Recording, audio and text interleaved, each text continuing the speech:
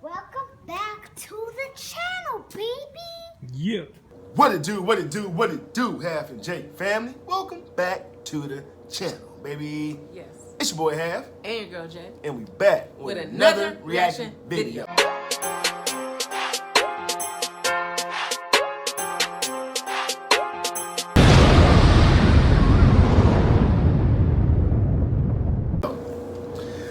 All right, y'all, what it do, man? Welcome back to the channel. Oh, that was something right there. My bad. What? But anyway, welcome back to the channel, y'all. Happy Saturday to everybody out there. Yes, happy Saturday. Hope everybody enjoying their weekend, doing whatever you gotta go, whatever you gotta do. But what I'm gonna be doing today is watching my Niners beat up on these Seahawks in the wild card weekend. Yeah. So I don't know what y'all gonna be doing. That's what I'm gonna be doing. Besides, of course, that's here for y'all. You feel me? Right. All right. So you want to talk to the people before we get started? I just have to. Here we go. Go ahead. I'm just playing. He can say what he wants, man. I'm Here just we go. playing. I'm just playing, man. I just want to give a very special shout out to. This water bottle comes in handy. I guess it's a mental thing with me, but Thank you for my water bottle too. I appreciate it. I really appreciate it because I actually finished this water bottle, and well, I'm excited about it because your girl is not a big water drinker, but this helps me. So I will finish this one today, and thank you once again. You feel me? Appreciate all the gifts from everybody that sent them. Yes. Definitely appreciate that. The water bottle is definitely that's key. That means you're thinking about the health. So yes, you know, we definitely appreciate that. And beautiful colors. One of her favorite colors actually is on there. So that's even another plus. So with that being said, we don't know who we're gonna react to today. We're reacting to Mrballen. Mrballen. We ain't talking about balling or you feel me? What is it we're gonna be reacting to by Mrballen? This hospital has a disturbing secret. A disturbing secret. Sound like some, what is it, paranoia type of thing? Paranormal? Paranormal. I said paranoia. Well, that can be paranoia too, because you be scared. Yeah. By you know what I'm saying, right? Being paranoid, right? Yeah. And this is a this is our first time reacting to Mrballen. And it should be your first time watching us react to it, if it's our first time reacting to it ourselves. You did. But anyway, let's jump into it. But before we do, hear everybody that's out there who has not yet subscribed to the channel. Okay, I felt that one. That's why. Yeah. Go ahead and hit that subscribe button. Yes. Turn your post notifications on. Yes. Like, share this video. Yes. And comment down below, baby. Down below. Come and join the squad, man. Half and Jay. Yes. Free of charge. Yes. Plus, we over here kicking off what? Good vibes, baby. Good vibes. Yeah. Boom. And if you haven't already, please follow us on Instagram. Half and Jay. Half and Jay. Half's World and Jay's Way 2021. Let's get it. Join us. Let's get it. It's a lot of fun. Let's get it.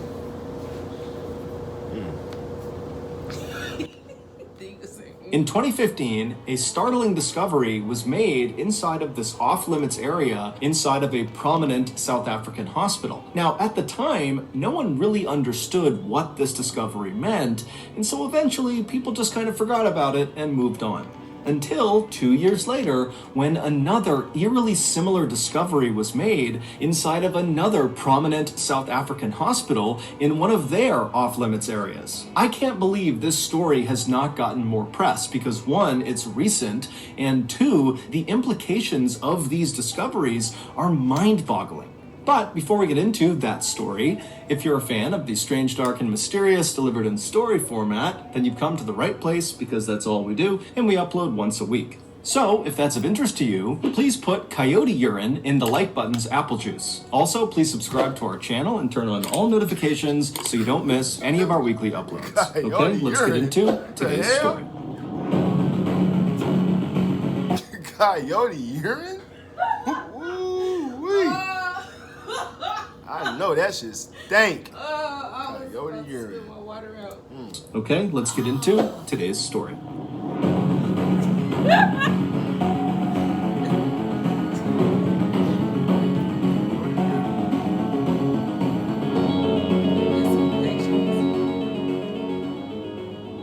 On October 4th, 2017, a 61-year-old father of 6 named Patton Ca arrived at a hospital in Stellenbosch, which is one of the richest towns in South Africa. Patton, who lived in the area with his family, had been dealing with some stomach issues over the last several months, and so this day he was finally going in to have abdominal surgery to hopefully alleviate those issues. So, after entering the building, Patton was checked in, and then before long he was transferred to the operating room where surgeons got to... Did you? Are y'all seeing this big cloud? You feel me? They try to get high too. Woo. You know what I'm saying? Hey, put something out there for the people. Y'all, You know what I'm saying? that was a lot of smoke. Yeah. You know what I'm saying? Big lungs over here though. Ain't no amateur. abdominal surgery to hopefully alleviate those issues.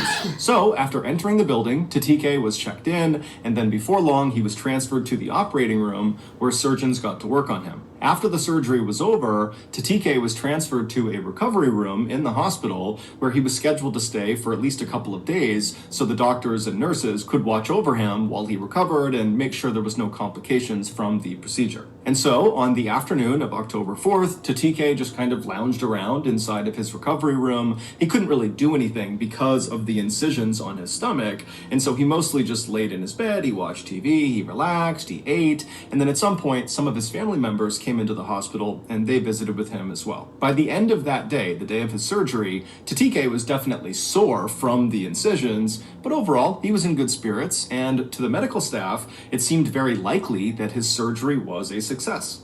Early the next morning, at around 5:15 a.m., one of the nurses in the hospital went to Patton's room to check on him. And when she went inside, Patton was awake, he was alert, he seemed totally normal. And so after a brief conversation, the nurse told Patton that she was just going to get him some fresh linens to make up his bed. And so Patton nodded a thank you to her, and then the nurse, she turned away from Patton, who's in his bed. She stepped out of the one door in the room into the hallway. She grabbed fresh linens off of a cart, and then she turned back around and went back into Patton's room, except now Patton was not in his bed. So the nurse immediately thought, okay, well then Patton must have gone into his bathroom because the door was shut, he must be in the bathroom. And so just kind of reflexively, the nurse walked over to Patton's now empty bed and replaced the linens. And then when she was done, she just looked at the bathroom door inside of his room, expecting Patton to come outside any minute. But after a couple of minutes passed and Patton had still not come out of the bathroom, the nurse decided to go over and just knock. And so she walked over, she knocked on the bathroom door and just kind of called out, hey, is everything okay in there? But there was no answer. And so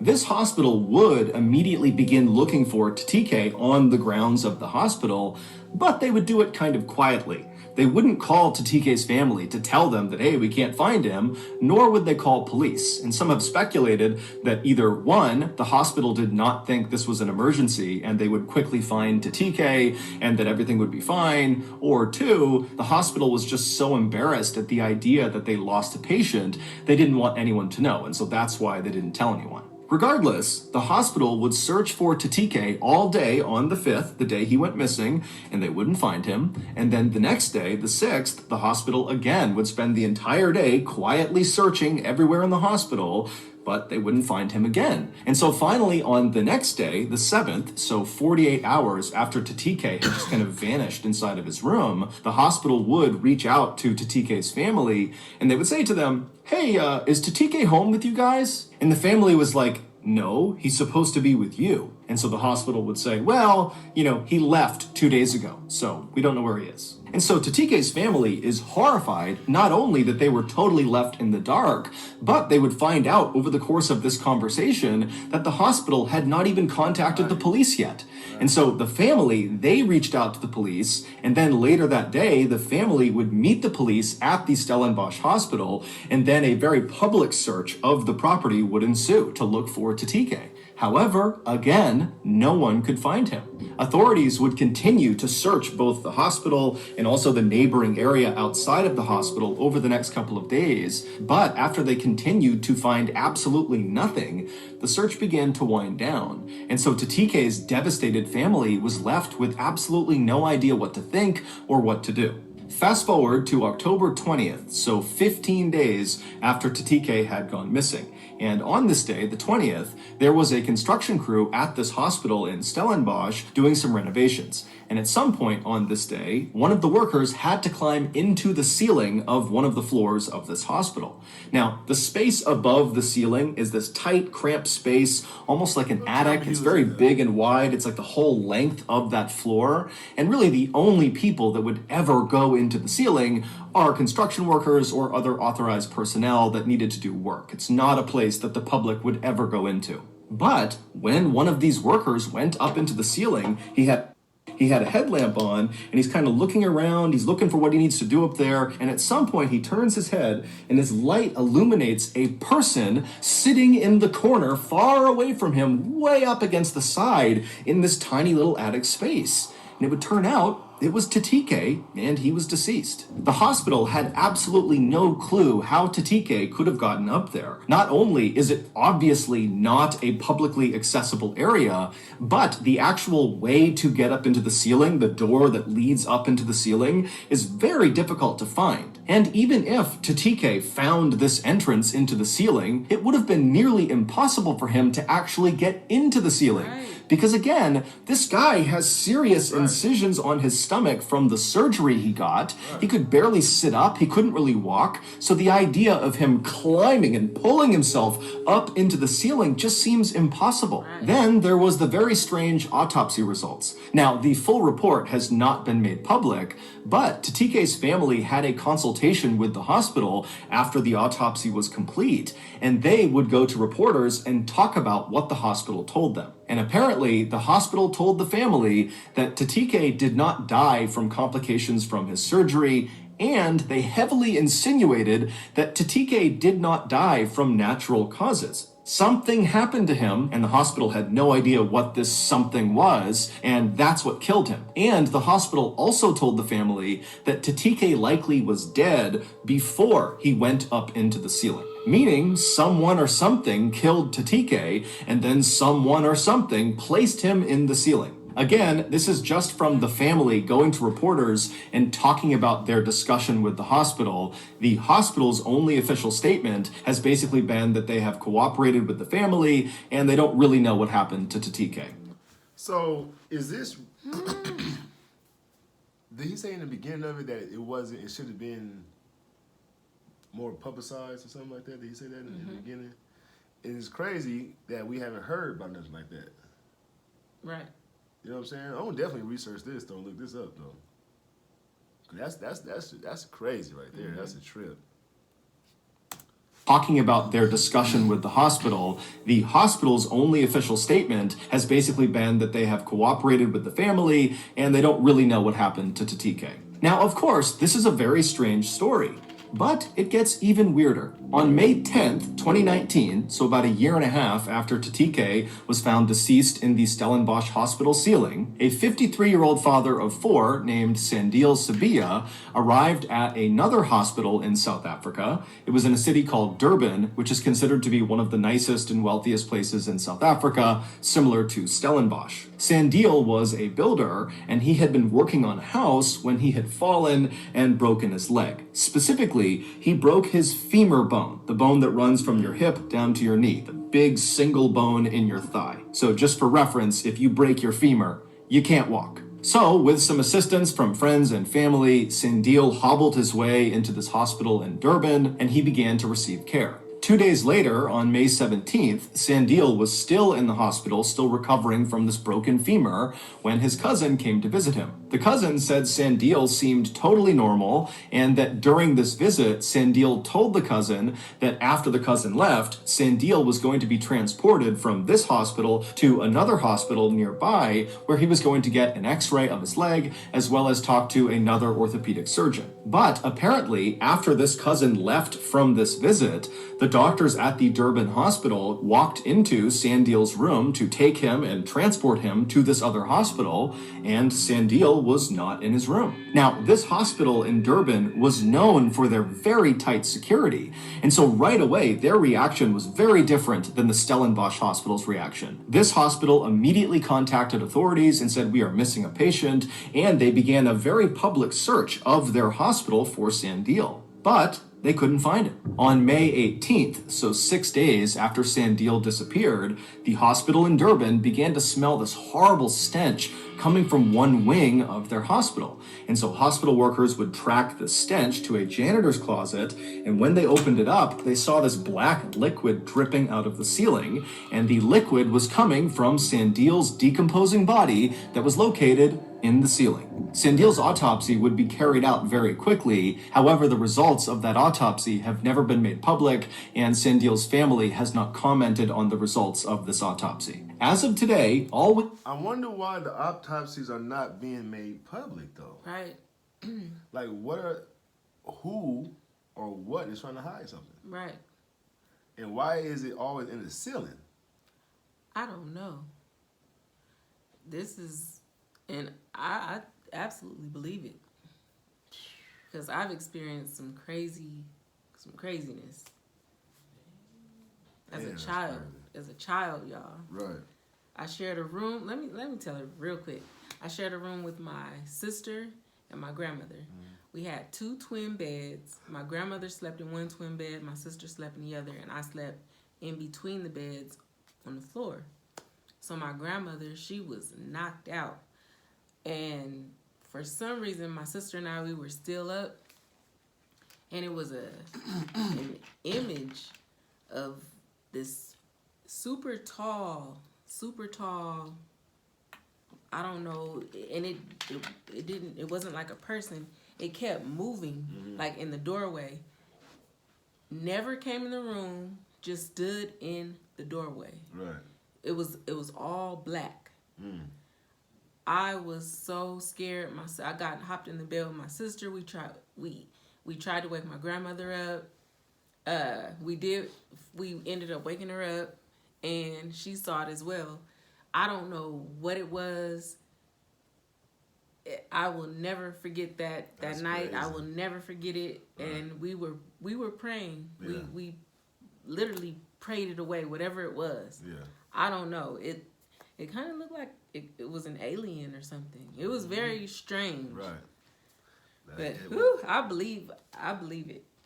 Sandil's family has not commented on the results of this autopsy. As of today, all we know is that within a 2-year period, 2 seemingly ordinary South African men, who both could either not walk at all or who could barely walk because of their physical injuries, somehow snuck out of their hospital rooms totally undetected by staff and then wound up dead in the hospital ceiling. Some say the men really did somehow sneak out of their own accord and decided to go into the ceiling, and that's what happened. Others say both men were murdered and then placed into the ceiling, and still others think these 2 cases are the best examples of something called spontaneous teleportation, which is the hypothetical phenomenon where a human suddenly disappears and then almost instantaneously reappears in another location. But for now, there is no official explanation, so those are all just theories. And so it's up to you to decide what you believe. So that's going to do it. Wow. I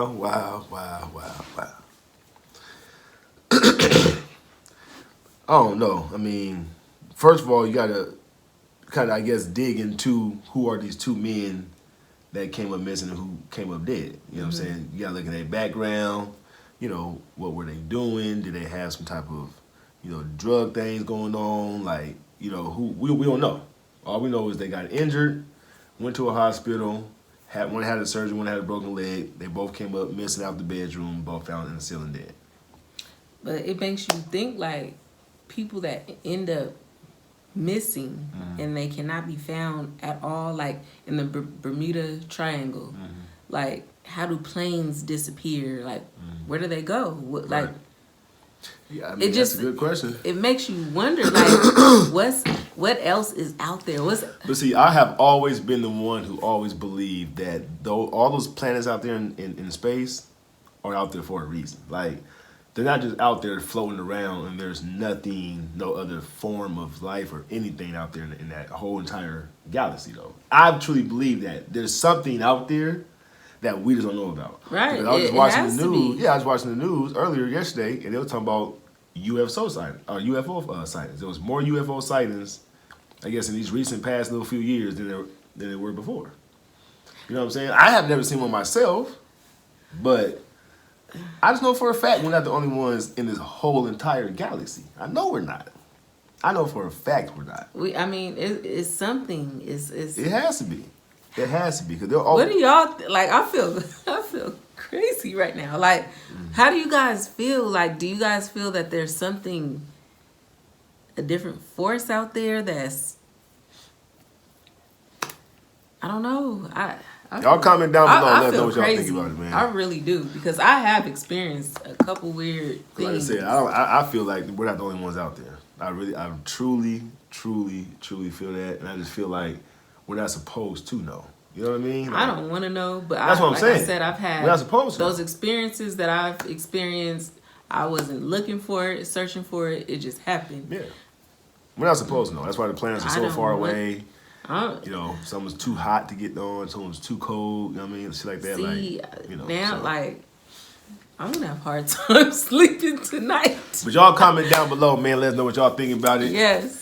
And let's jump to the shoutouts. Okay.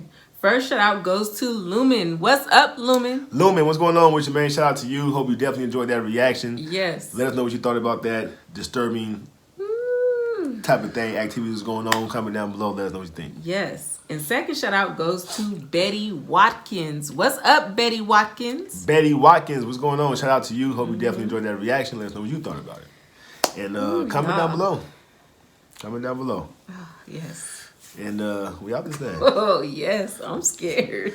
Peace. Peace.